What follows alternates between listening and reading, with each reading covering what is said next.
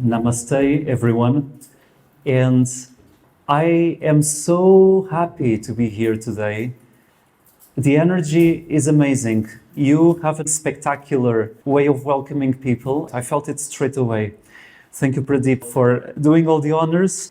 And also to Ragini, thank you. This series of paintings that I call Platigleam, they were born within the last 2 years. 2 years where I backtracked many of the things I had done in the past and I changed direction. Essentially, what I'm trying to do is talk about the unspeakable. I would like to start with the Eastern symbol, Yin Yang. And of course, that this represents our universe on a larger scale. And by the way, one is not superior to the other. Look how they are fused together. They create one single unity. And each one of them contains its opposite. So today's talk, it's going to be about the light that you see in the darkness. Yin has been associated with the night, with feminine. Yang is the opposite, the day, the masculine.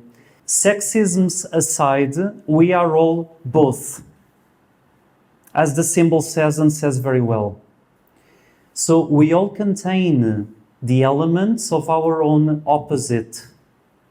It's like if we were a complete cosmos inside each one of us, a reflection of the outer universe. The same way that the universe is complete, all of its parts contain elements of all the other parts. It's a nice metaphor. I'm sure it's not scientifically correct, but it is poetically relevant. I would like to bring metaphors back into our language. I think academia in general became so pseudo-scientific, and pseudo is important because it's not real science. In the case of the humanities, they're trying to be scientists, and they try to understand things that were better left to literature and poetry. They try to understand them through the scientific process.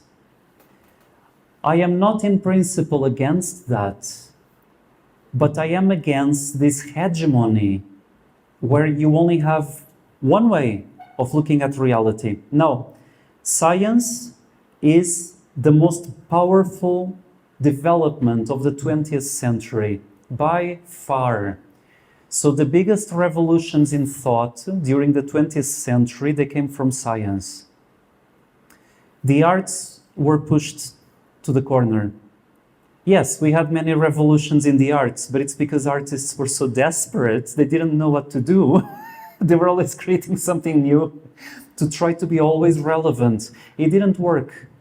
So the arts quickly became a fashion show where last week's color is not popular anymore. It's like fashion. What I'm trying to bring into this talk, I started with China, Taoism, Yin Yang, this idea of completeness within the parts.